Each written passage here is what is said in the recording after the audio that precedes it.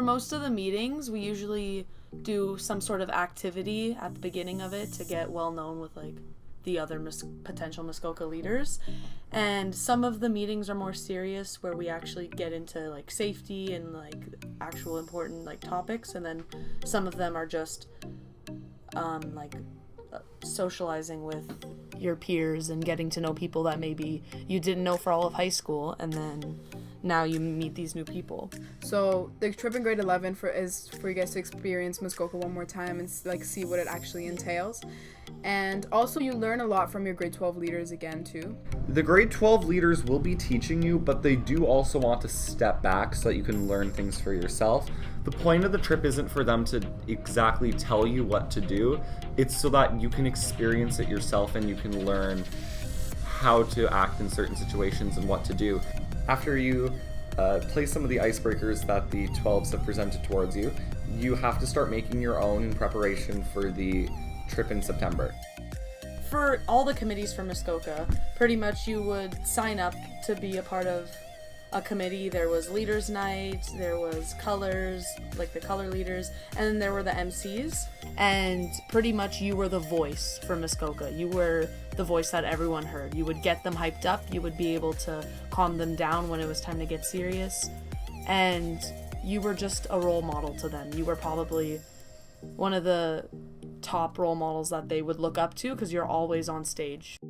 The color groups were added to add some sort of like healthy competition. It was mostly used to get them really involved, because I feel like when you add competition into a setting like Muskoka, it gets even the shyest group of people to kind of come out of their shell and to join everyone in the competition. People that were quiet at first were cheering for their color, and it was a really nice sight to see. You just felt a part of a team. Like it wasn't like, even though we were a part of different colors, and even though a lot of people in your color group might have been people that you don't talk to, you just felt a part of them. You just felt like you belong there.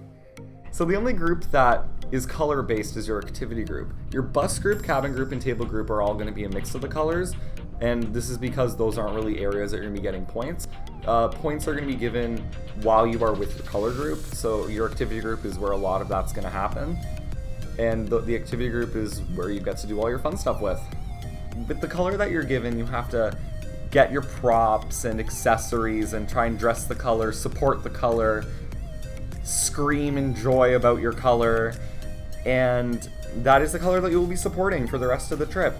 There's like the campfire, the leaders night, MCs, and basically every night is contributed to something, and that event is sort of planned by us. So the leaders night was basically the night of like the rave or the party, and before that we had a bunch of activities that once again like contributed to the colors, the whole point system.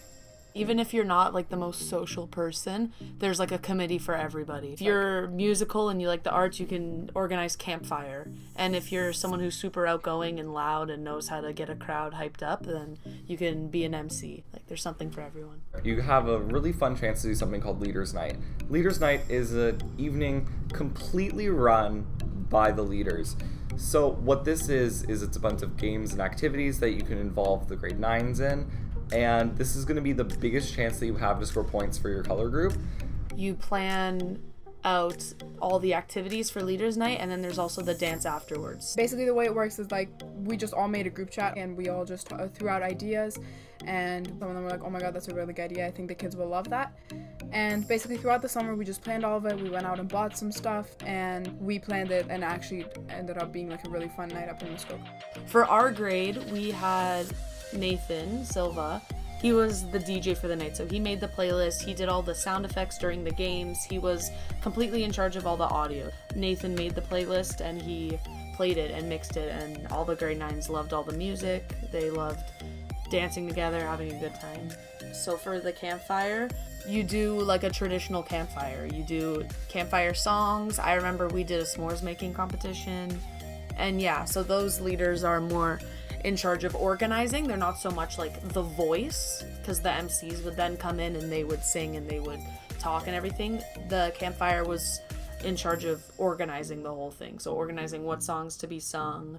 They would buy the supplies, they would do all that stuff. So when you first get up to Muskoka, you have the scavenger hunt, and the scavenger hunt committee basically took the map of Muskoka and designed a scavenger hunt with challenges. So an example would be go to the hangar and make a human pyramid, and you would have to take a picture with your activity group. They're looking for people that stand out. They're looking for people that make good leaders. They're looking for people that are social, the people that are willing to talk to the kids, the people that are willing to befriend the kids. They're basically just looking for people that are willing to take on that task and take on the task of just being a role model, at the same time being a friend to the grade 9s. The way Muskoka works is like, there's different things. So basically, if you end up actually being a leader, you never want like there to be like an awkward moment or a silent moment within your group. So what we did is a lot of times we came up with a bunch of like icebreaker games, and we put it all in one document. And so whenever you guys got bored or whenever like there was like spare time in between, they would just sort of like go through icebreaker games, and we just get to know the kids better. The trip in September is for the grade 9s to have fun, and that's not really our time to have, that's not the grade 12s time to have fun anymore. So that meeting after the cutoff is the actual Muskoka leaders that will be going up in September. And that's when they'll kind of walk you through like an itinerary, and they'll give you a schedule, and they'll tell you what's going to be going on during the summer as well. The first day, you guys all meet.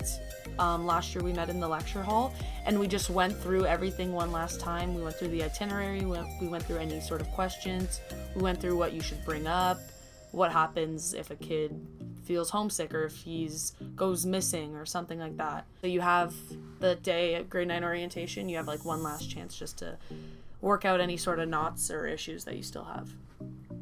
You just make sure they have fun, just because it's like it's their first time in a really big environment with a whole bunch of people they've never met.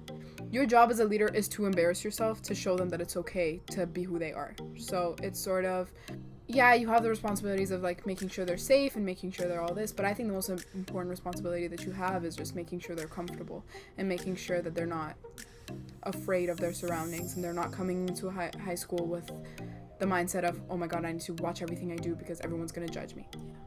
If you ever see a kid standing alone, away from the group, you go up to them and you make them feel almost superior because they're talking to one of the grade 12s, and they feel comfortable knowing that they can come up to you and have that comfort. It's a lot of fun. The teachers are going to get involved, the students are going to get involved, and it's just overall, it's going to be an amazing experience for everyone. So going into the grade 11, going into the trip, I was feeling really stressed out from school, and I wasn't really feeling like myself anymore. I'm a very outgoing person, and I was just kind of feeling a little bit like down in the dumps, and I wasn't feeling like myself. And then I went up to Muskoka in grade 11, and I felt complete again. I had the grade 12s who were excellent leaders. Every single question I had, they answered. They made me feel like I was at home. Well, Muskoka is truly an experience that you'll never forget, especially when you come back to school. You're going to see people that you were there as leaders with, and you're going to have this new connection that wasn't there before. And especially for the 9s, when they come into a new environment that they're not familiar with, they'll be able to look to you and the friends that they made in Muskoka and have a sense of familiarity. They're going to feel more at home here because they recognize you, and they'll be good friends with you. We just got to know so many people that we'd been going to school with for almost 4 years, and we didn't know them that well. People can get to know other people better, and it kind of gives them a reason to talk to other people. There were some people I really didn't like and didn't think I would like, and then I go to Muskoka and they were great. I can't believe that I met all these great people that I didn't know for all of high school. The grade 9 trip in September was kind of my opportunity to shine and take what the grade 12s taught me and kind of show it to these new grade 9s. It really taught me a lot about leadership, and it's okay to be scared and it's okay to be nervous, but you're never alone. Going up there and just making a difference for these grade 9s that were probably nervous to enter high school and actually getting them excited about coming to a new community was really heartwarming for me. Especially now, people that I had in my cabin, in my activity group, they still come up to me and they say, "Hey Arden, what's going on?" And it just makes me feel so comfortable.